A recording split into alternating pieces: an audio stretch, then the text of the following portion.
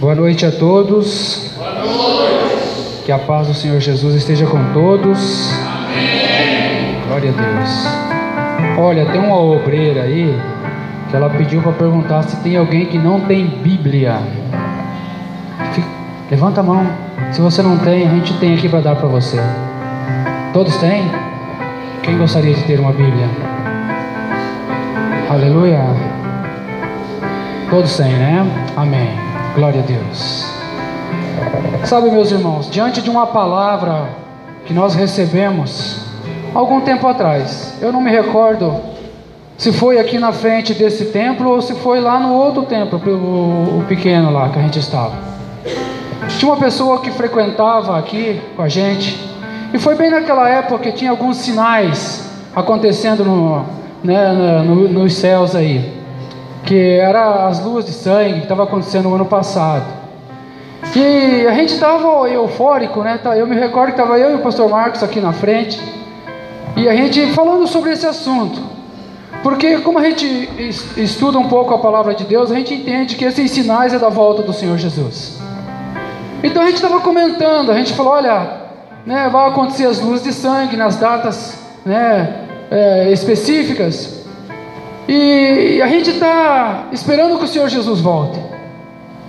A nossa alegria é que Jesus volte nos buscar. Todo o que crê em Cristo, que tem Ele como seu Senhor, nós queremos que Ele volte, né, o mais rápido possível para nos tirar desse mundo, tirar dessa terra.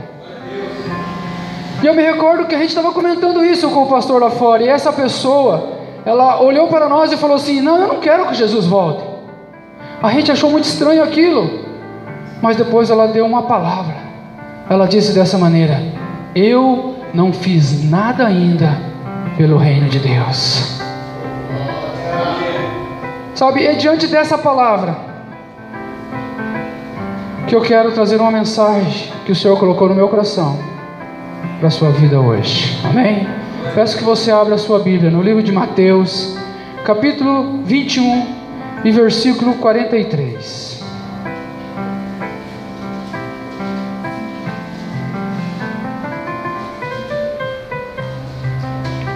Glória a Deus.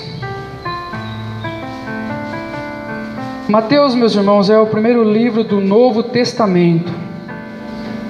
Se torna fácil de achar, não é?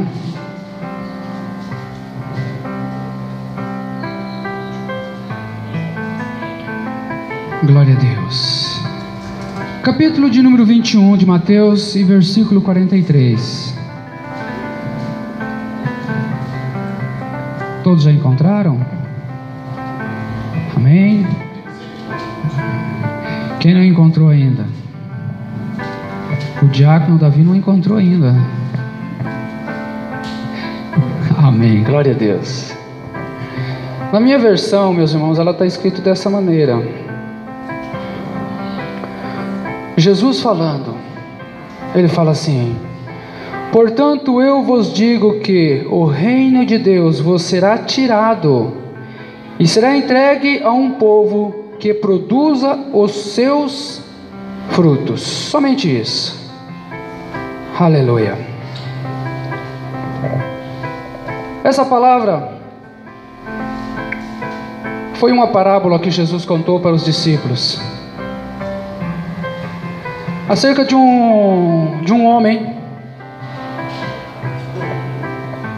que ele tinha plantado uma vinha, né? Jesus falou dessa maneira.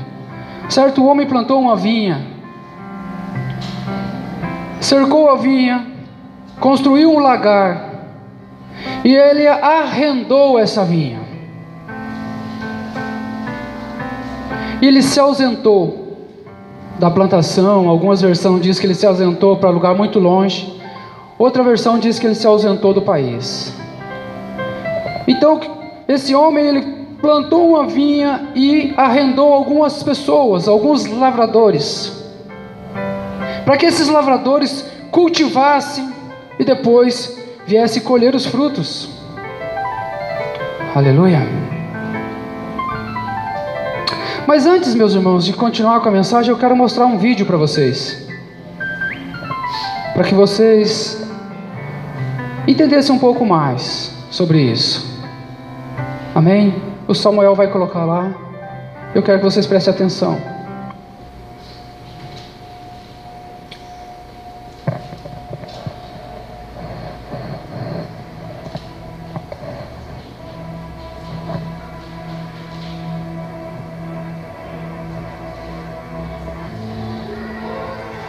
Eu acho que todos vocês já viram esse vídeo, mas quero que vocês prestem atenção de volta.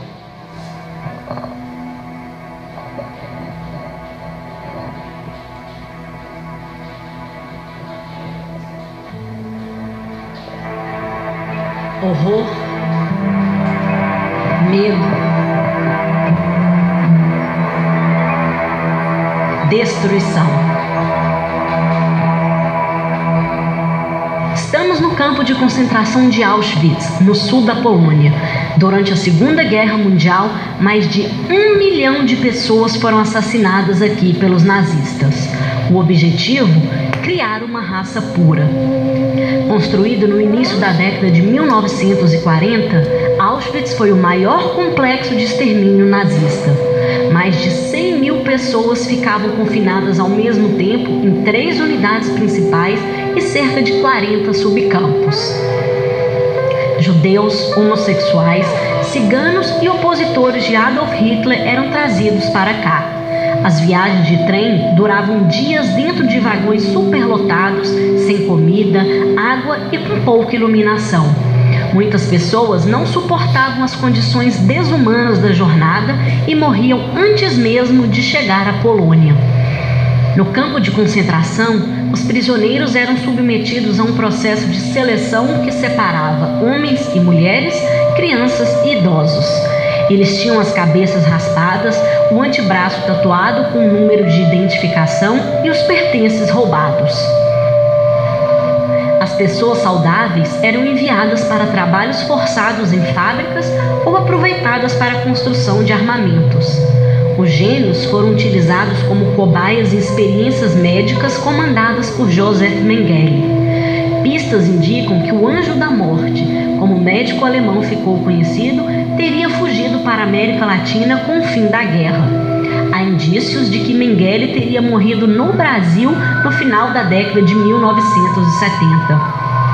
Hoje, o Museu de Auschwitz preserva a memória do Holocausto. A coleção reúne cerca de 110 mil sapatos, 12 mil utensílios, malas, centenas de óculos, próteses e mais de 350 exemplares dos temidos uniformes com listras azuis.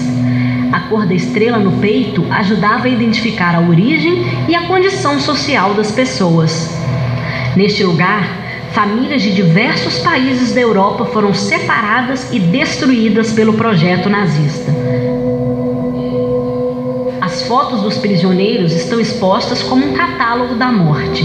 Numa época em que a vida valia tão pouco, as pessoas eram amontoadas em galpões de madeira, sem aquecedor para enfrentar o frio de inverno e sob condições higiênicas propensas ao surgimento de doenças.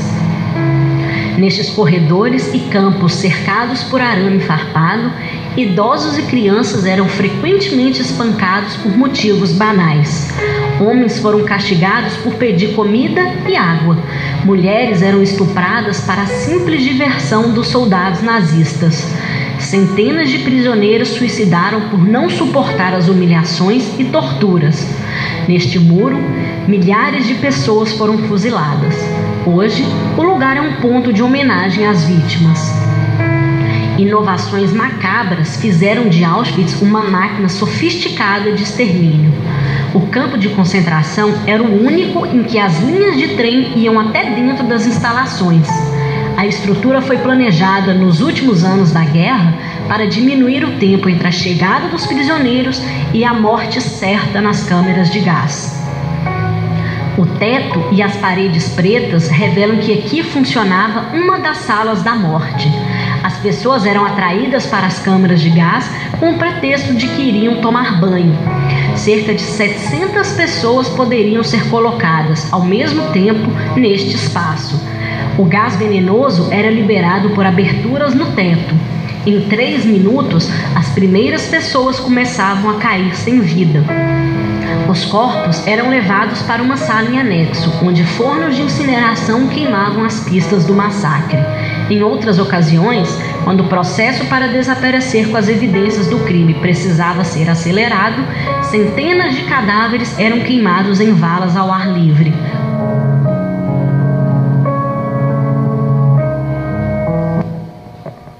Amém? Esse foi um dos campos de concentração mais terrível da história do nosso mundo, por um cara chamado Adolf Hitler. Eu só mostrei esse vídeo para vocês para fazer uma perguntinha, somente uma pergunta. Se cada um de vocês que estão aqui hoje nessa noite estivesse confinado num campo de concentração como este e tivesse a única chance da vida de fugir desse lugar, o que você faria? Você fugiria sozinho? Ou você levaria contigo a maior parte das pessoas que você conseguisse? Eu quero que você pergunte isso para você. O que você faria? Amém?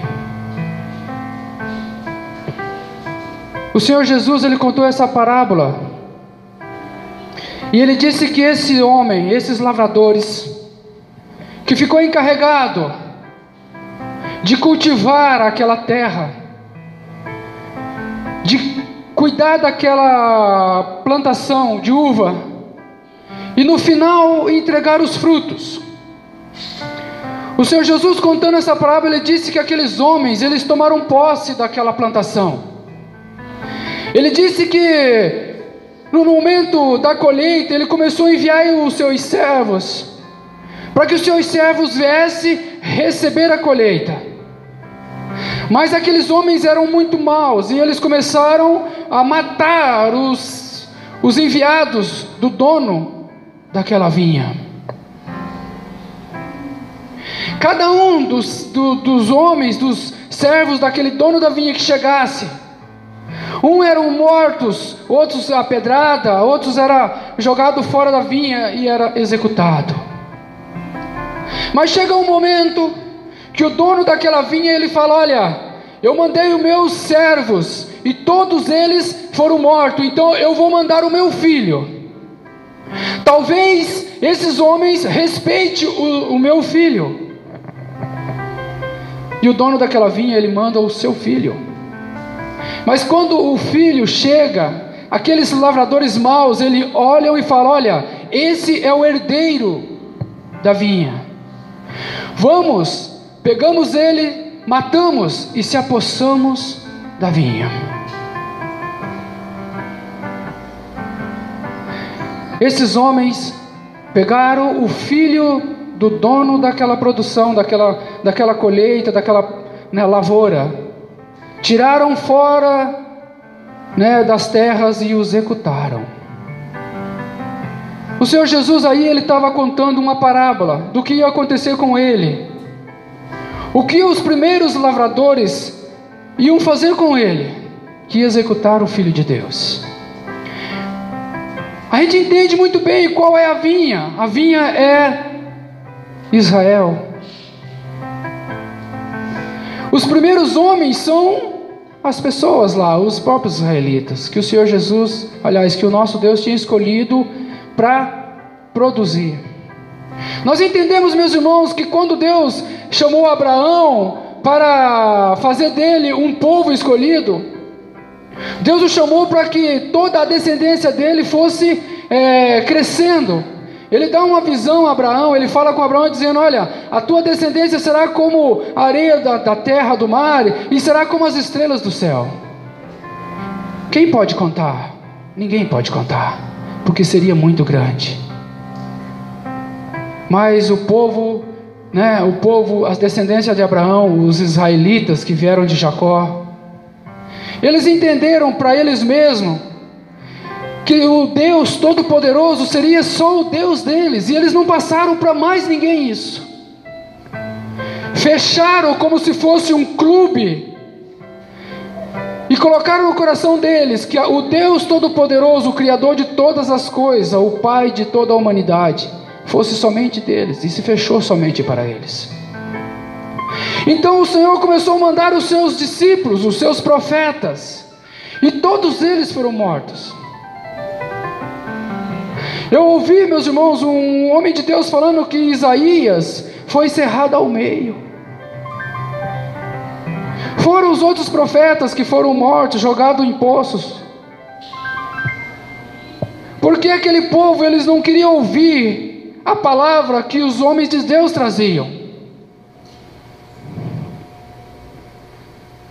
Deus chega a falar para um profeta chamado Oséias, para que ele se case com uma prostituta, para mostrar àquele povo o que eles estavam fazendo de errado. Oséias obedeceu, casou com a prostituta, teve filhos, mostrando ao povo como eles estavam se prostituindo, como eles estavam idolatrando outros deuses. Mas mesmo assim, eles não estavam entendendo. Até que veio o nosso Senhor Jesus Cristo. E a mesma coisa, eles não receberam a palavra. Eles não receberam aquilo que o Senhor Jesus veio trazer. Eles não receberam e mataram o nosso Senhor Jesus. Mas vamos dizer assim, teve homens naquela época que não falharam. Talvez a nação por completo, bem completo não, mas talvez a nação não entregou aquilo que Deus tinha ordenado a eles. Que a descendência de Abraão crescesse e que não ficasse fechado somente dentro, dos limites de Israel.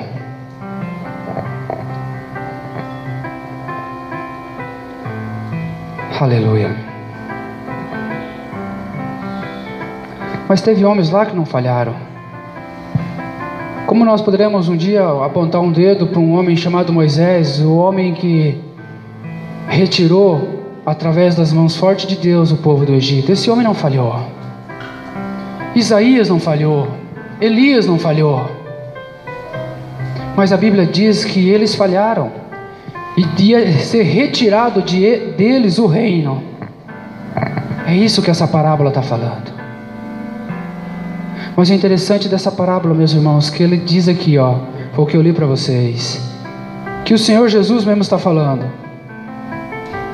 Ele diz: portanto, eu vos digo que o reino de Deus será tirado dos primeiros povos e será entregue a outros povos, que produza os seus frutos devidos. Quando o Senhor Jesus veio, a igreja nasceu.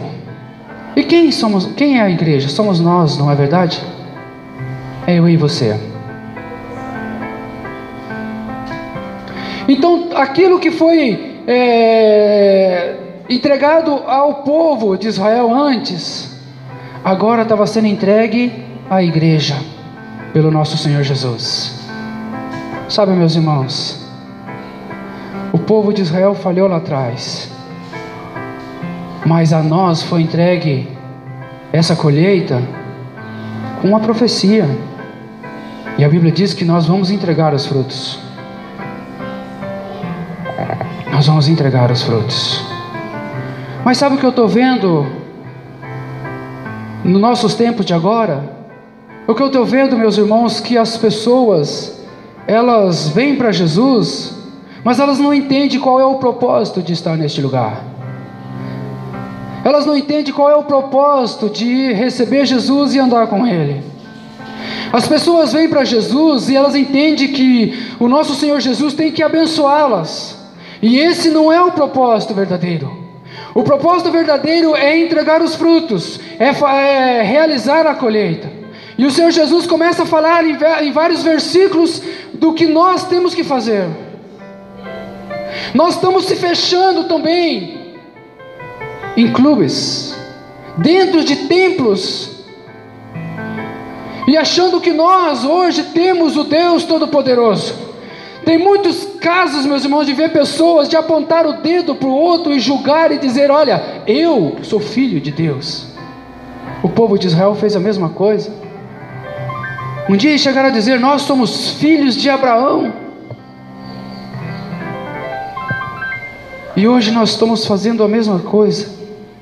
Estava conversando com um amigo ontem, e ele disse que estava conversando com um rapaz de uma determinada igreja, e esse cara bate no peito dizendo: eu estou na igreja porque eu sou fiel a Deus. Enquanto ele falava: não, mas o que é igreja para você? Igreja não é a pessoa que está lá fora, cuidando daquele que está precisando, do necessitado. Ele dizia: não, eu estou dentro do templo. Aleluia. Sabe, meus irmãos, a nós foi dado esse trabalho de entregar os frutos ao Senhor Jesus. Quando ele foi para o Pai, ele deixou um versículo escrito desta maneira: ide por todo mundo, pregai o Evangelho a toda criatura. Ide por todo mundo. E ele disse: somente quando o Evangelho for pregado para todas as nações, aí sim será o fim, aí sim o Filho de Deus vai voltar. E sabe, nós estamos fechados, nós estamos achando que o Deus Todo-Poderoso somente é nosso, e Ele tem que nos abençoar, tem que abençoar o nosso trabalho, tem que abençoar a nossa vida financeira, tem que abençoar o nosso lar, o nosso casamento. Mas nós estamos se esquecendo que há muitas pessoas lá fora que também estão andando nesse caminho, estão precisando ouvir uma palavra. Nós estamos esquecendo que um dia nós vamos comparecer na presença dEle, e o que nós vamos entregar para Ele? O que nós vamos apresentar a Ele? Falar: olha aqui, Senhor, eu te apresento algo. Aleluia. Sabe, meus irmãos, Mateus 6,19 fala dessa maneira: não ajuntai tesouro na terra, onde a traça e a ferrugem corrói, aonde o ladrão arromba e rouba. E hoje nós estamos andando na presença de Deus, vemos para dentro dos templos, nós vemos isso na televisão o tempo todo, que as pessoas querem que Deus somente o abençoe com bênçãos materiais, onde a ferrugem e a traça corrói, e onde o ladrão arromba e rouba. Mas o Senhor Jesus disse: ajuntai tesouro no céu, aonde a traça, nem a ferrugem, nem o ladrão vai conseguir roubar, porque será eterno. E nós estamos se esquecendo disso. Nós estamos se esquecendo. Nós estamos buscando o Todo-Poderoso somente para nós. Nós estamos se tornando o segundo Israel. Nós estamos se tornando. Nós estamos fazendo de novo um clube social, onde o Deus Todo-Poderoso é a peça principal, mas nós não espalhamos para ninguém, nós queremos Ele só para nós. Nós não estamos falando de Jesus para ninguém. Nós não falamos. Sabe, meus irmãos, um dia o Senhor Jesus, depois de ter conversado com uma mulher chamada samaritana, a Bíblia não dá o nome, está escrito lá em João 4. Os discípulos vão até a aldeia, voltam, traz alimento, e a hora que vão entregar o alimento para ele, ele diz que não quer o alimento. Os discípulos até indagam: nossa, alguém chegou e deu alimento a ele antes de nós. Ele fala dessa maneira: o meu alimento é fazer a vontade do meu Pai. E ele vira para os discípulos e fala: olha, vocês dizem que há 4 meses os campos estarão bons para a colheita. Eu vos digo que os campos estão prontos para a colheita. Os campos estão prontos. Ele diz mais também: aleluia, para que se não existe ceifeiros, é para que nós chame e peça ao dono da seara que mande ceifeiro. Ele diz: a grande é a seara, são poucos os ceifeiros.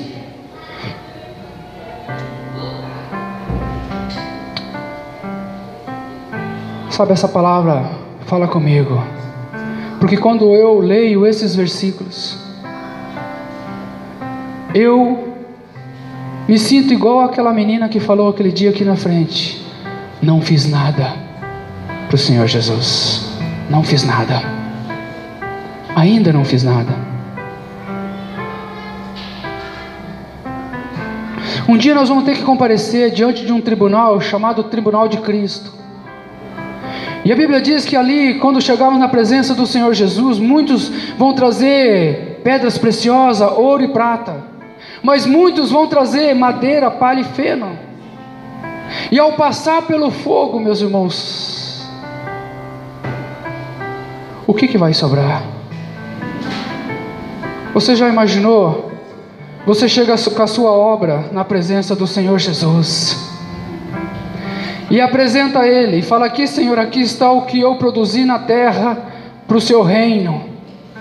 E quando isso for provado pelo fogo,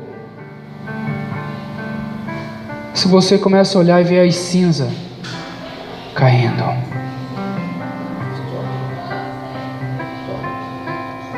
madeira, palha e feno,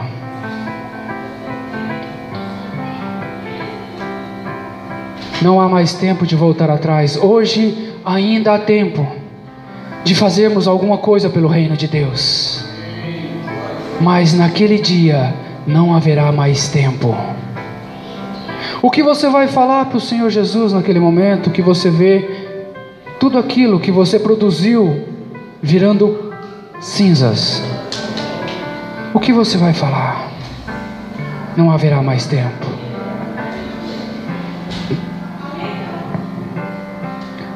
O Senhor Jesus conta outra parábola. Ele diz que foi semeado uma boa semente, mas depois que o dono da semente semeou, veio o inimigo e semeou também o joio no meio, e ambos cresceram junto. Os servos daquele homem chegam e falam: Senhor, o Senhor quer que nós arranquemos todo esse joio? Ele fala: claro que não. Porque se você for arrancar o joio, você pode também arrancar o trigo junto. Deixa que cresçam junto, porque na hora da colheita mandarei os meus servos, e ele virá e vai separar o trigo do joio. O joio será lançado no fogo.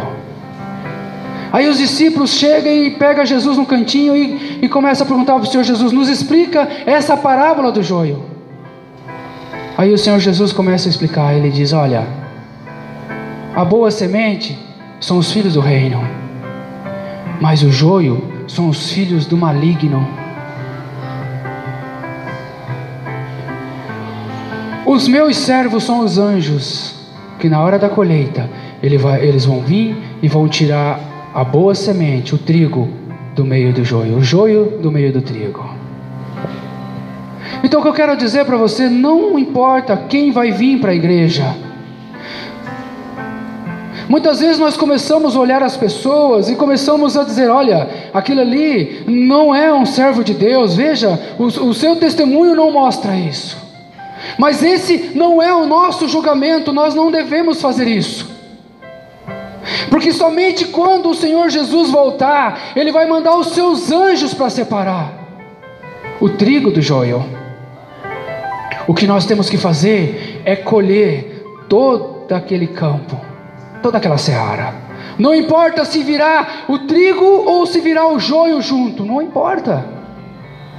O importante é nós fazermos a colheita, porque na hora da separação, quem vai fazer é o Senhor Jesus com os seus anjos. Irmão, nós estamos preocupados, muitas das vezes, quem vamos convidar para vir para a igreja. Muitas vezes nós estamos preocupados se a pessoa vai vir para a igreja e vai dar um bom testemunho. Há muita preocupação no nosso coração com isso. Imaginou o irmão Vanderlei, tudo cheio de etiqueta, andar com um irmão cheio de brinco, com piercing? Isso é escandaloso para mim. Por quê? Porque eu tento me vestir, me portar, ter um bom testemunho. E muitas vezes nós olhamos para uma pessoa cheia de tatuagem ou algo a mais aí e falamos, não, aquilo nunca é um servo de Deus. Mas nós não conhecemos o coração daquela pessoa. Estamos julgando.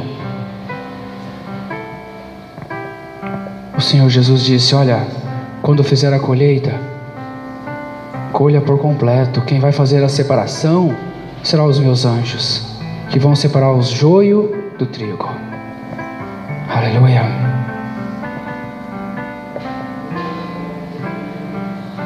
Sabe, meus irmãos, um dia nós vamos ter que se apresentar ao Senhor Jesus.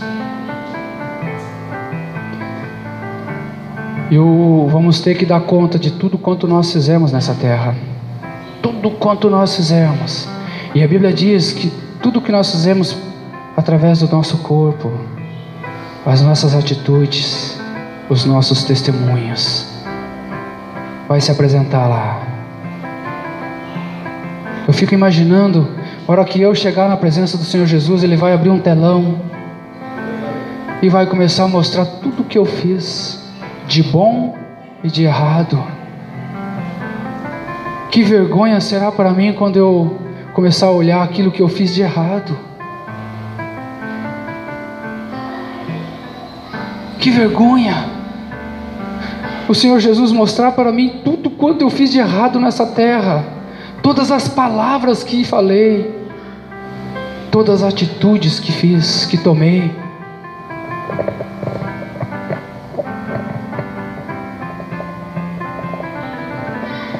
Aleluia. É por isso que eu fiz uma pergunta para você.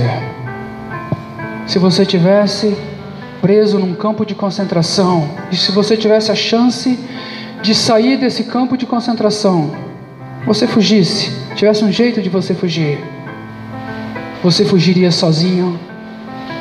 Ou você tiraria dali o máximo de pessoa que você conseguisse? Qual seria a sua atitude? Sabendo que todos aqueles que iriam ficar para trás, o destino deles era certo: morrer, sendo executado, ou queimado vivo, ou morto por aquelas câmaras de gás que mostrou ali. O campo de concentração que eu digo para vocês é esse mundo aqui que nós vivemos. E cada um de nós temos a chance de sair. A chance está nas nossas mãos. Cada um de nós temos a chance. Agora eu quero te perguntar: você irá sozinho? Ou você vai querer levar o máximo de pessoa contigo? Você vai querer tirar desse mundo o máximo de pessoa? Ou você vai querer deixar essas pessoas aqui nesse mundo, aonde o anticristo virá? E a Bíblia diz que a grande tribulação será difícil demais. A Bíblia diz que nunca houve na terra, está lá em Marcos, livro de Marcos capítulo 13, está falando isso.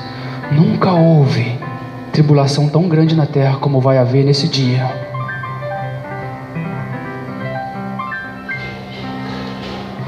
Você vai deixar? Ou você vai querer levar junto com você? Essa é a tua resposta? O Espírito Santo está falando no seu coração nessa noite. É a tua resposta? Você já imaginou quando você chegar na presença do Senhor Jesus? Ele vem nas nuvens, leva toda a igreja para Ele. Mas daí quando Ele começar a mostrar no telão lá, ó, Ele vai falar: tá vendo essa pessoa aqui, ó? Você teve a chance de falar do meu nome para eles, você teve a chance de falar do evangelho da salvação e você não fez. Você teve a chance de salvar uma alma e você não salvou. Porque se você falasse do Evangelho para ela naquele dia que você teve contato com ela, ela se converteria e ela estaria aqui conosco. Mas porque você não falou, ela está lá embaixo. Ela está lá embaixo. E naquela hora você pode estar até olhando lá no julgamento, você do lado direito de Cristo, e aquela pessoa que teve a chance de ouvir a palavra pela sua boca, sendo lançada no inferno para a eternidade.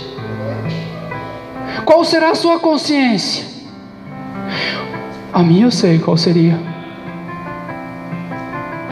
Eu ia me arrepender. Eu ia me arrepender até o último, dizendo: olha, eu tive a chance de falar de Jesus para ela. Eu tive a chance de chegar para ela e falar: olha, existe um caminho, e esse caminho chama-se Jesus. Ele pode mudar a tua história, Ele pode mudar o seu caminho, Ele pode te dar salvação. Aleluia. Aleluia. Para finalizar essa palavra, eu quero te mostrar outro vídeo, para você entender o que nós pregamos aqui. O Samuel vai transmitir. Amém?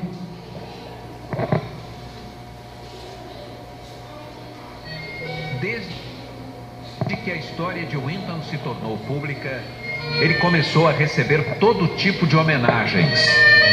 A rainha da Inglaterra chamou-o ao palácio para entregar uma condecoração.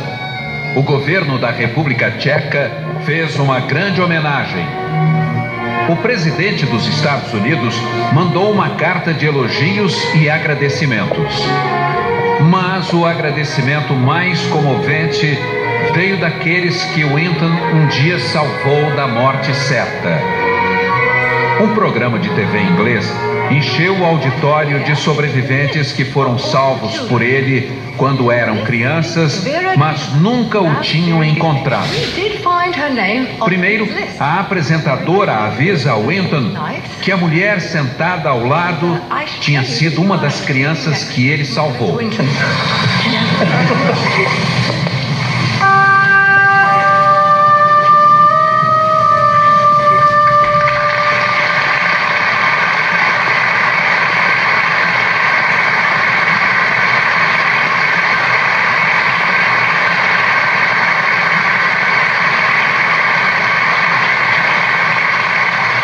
A apresentadora pede: quem na plateia teve a vida salva por Nicholas Winton, fique de pé, por favor.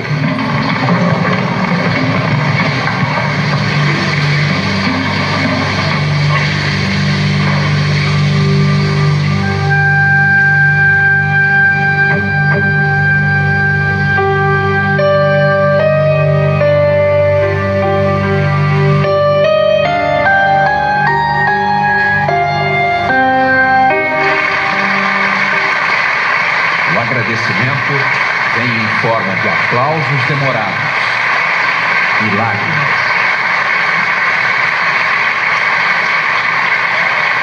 Tanto tempo depois, só havia uma palavra a dizer a ele: obrigado.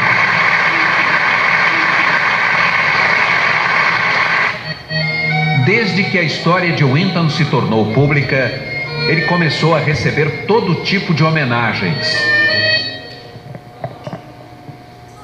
Essa história desse homem, ele foi para a guerra, e quando chegou nos campos de guerra, ele descobriu que essas crianças estavam destinadas à morte. Então ele começou a escrever cartas, para os países, que nem o país de origem dele, e parece que só a Inglaterra e a Suécia recebeu essas cartas. Então ele conseguia trens para que trouxesse essas crianças, tirasse dos campos de concentração e colocasse na mão de pessoas que viessem adotá-las. E ele conseguiu tirar da mão dos nazistas em torno de 669 crianças. Salvou essas crianças da morte. Um dia sua esposa subiu ao sótão da sua casa, começou a revirar alguns documentos e descobriu um álbum de foto. E ela perguntou a ele o que era aquilo, e ele disse: não, isso aí foi algumas crianças que eu ajudei a salvar. Ela ficou muito impactada com aquilo, e ela começou a vasculhar mais. E ela disse para ele assim: você é um herói. E ele disse: não, eu não sou herói. Eu não sou herói. Então ela conta para a filha muito orgulhosa do que o pai tinha feito, ela espalha, e isso acaba caindo na mão, né, dessas pessoas da televisão, e eles fizeram essa grande homenagem para esse homem. A história diz que aquelas crianças que ele salvou já estavam em torno de 5.000 pessoas. Já tinha crescido de 669, estava em torno de 5.000 pessoas. Essas pessoas não existiriam se esse rapaz chamado Nicholas Winton não tivesse feito essa obra de ação, de salvação, para salvar essas crianças. Não existiria essas 5.000 pessoas. Vocês viram que aquela mulher, ela olhava para ele e somente poderia dizer uma palavra: obrigado, obrigado. O que eu quero dizer para vocês nessa noite, imaginou vocês quando chegar na presença do Senhor Jesus e olhar para trás e ver toda a multidão de pessoas que foi salva pela sua vida, e essa pessoa chegar para você e falar assim: obrigado, obrigado por você me der a chance de viver a eternidade, obrigado por você não desistir de mim, obrigado por você ter corrido atrás, não desistido, lutado por mim. Porque se não fosse você ter lutado por mim, eu não estaria aqui hoje. Aleluia. Você consegue imaginar chegando na presença do Senhor Jesus, você na frente e aquela multidão de pessoas atrás de você, e todas elas te aplaudindo, como aquele auditório que aplaudiu em pé aquele homem, e dizendo: obrigado por você se esforçar por mim. Aleluia. Um dia o Senhor Jesus vai chegar na presença de Deus, e quando ele chegar na presença de Deus, ele vai falar dessa maneira para o Pai. Livro de Hebreus, capítulo 2, versículo 13. Deixa eu achar aqui para você.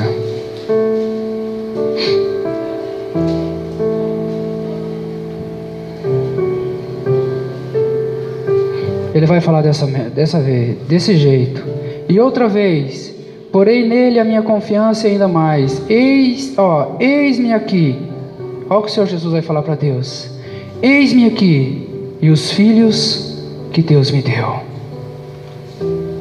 O Senhor Jesus vai chegar na presença do nosso Deus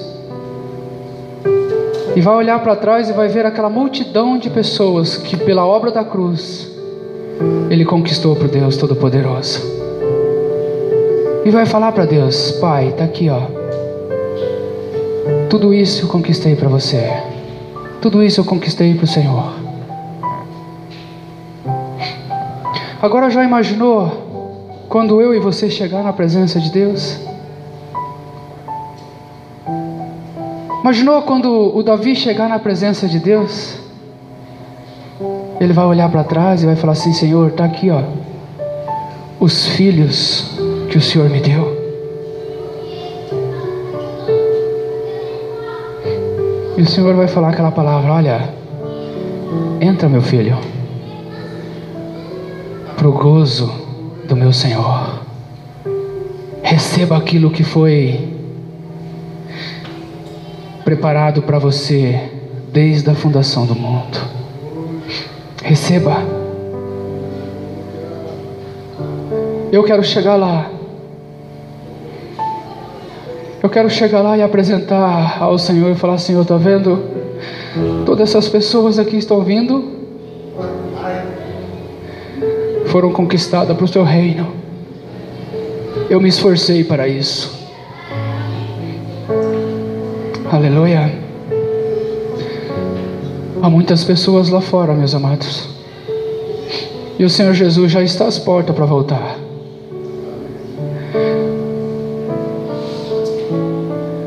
Sabe, parece que já consigo ouvir os passos do Senhor Jesus voltando para buscar a sua igreja.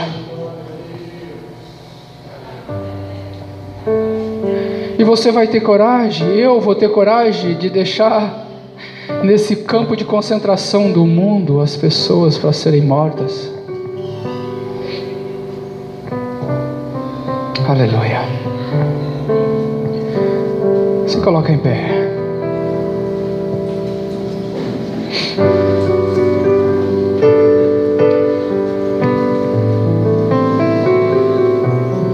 Nós vamos orar nesse momento.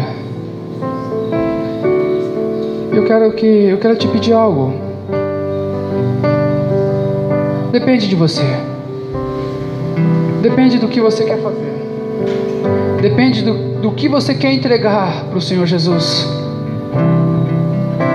E tudo quando você for entregar para Ele é em agradecimento o que Ele fez por você. Em agradecimento porque nós, meus irmãos, nós estávamos condenados à morte mesmo. Mas Ele veio e morreu numa cruz e falou: olha, tudo quanto me aceitar será chamado Filho de Deus. Tudo aquele que aceitar o Senhor Jesus será chamado de Filho de Deus.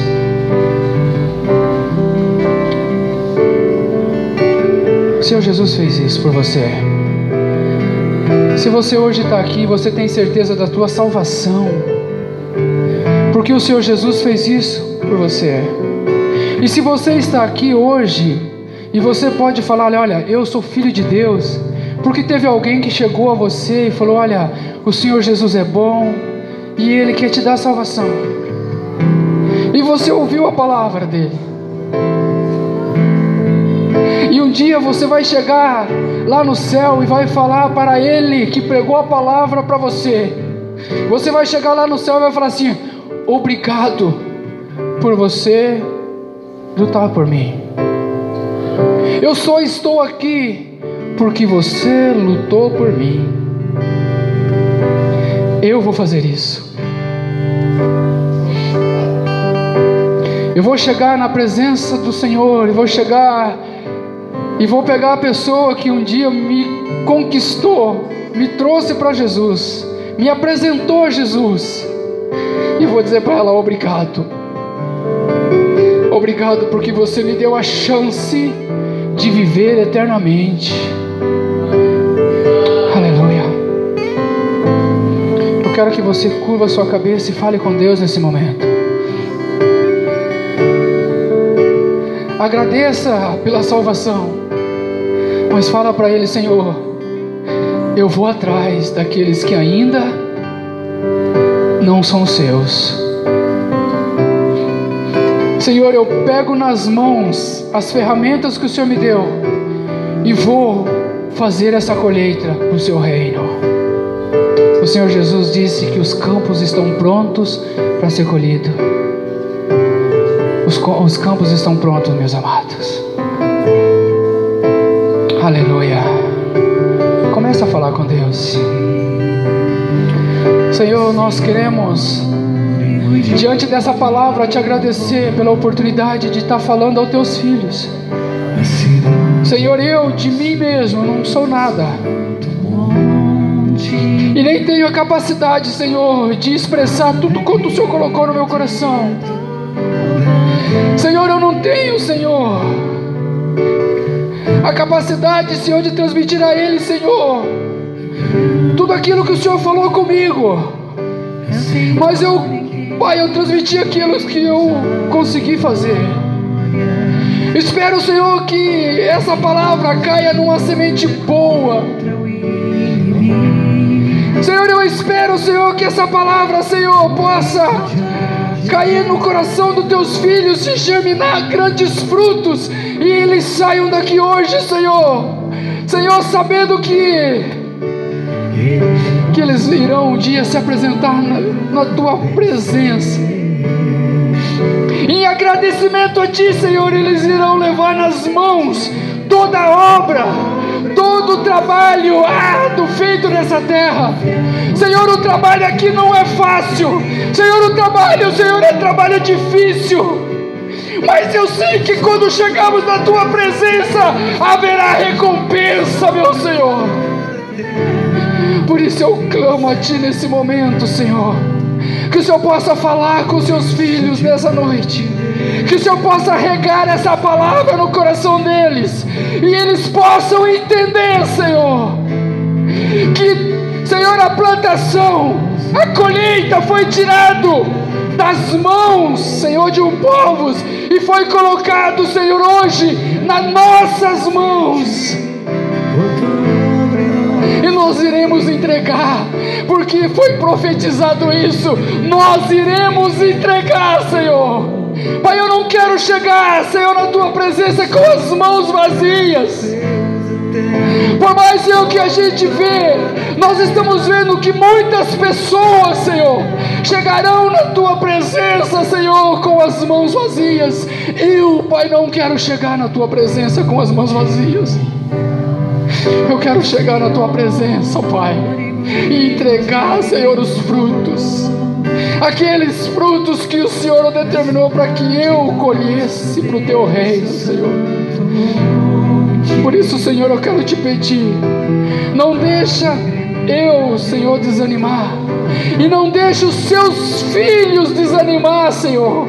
Por mais que a luta é grande, por mais que o trabalho é difícil, mas não permita que eles desanimem, mas que ele continue, Senhor, essa batalha até o fim. Senhor, eu te peço isso, fortalecimento para os seus filhos, Senhor, em nome do Senhor Jesus. Amém. Aleluia. E você que recebeu essa palavra, aplauda o Senhor Jesus, porque Ele merece. Amém.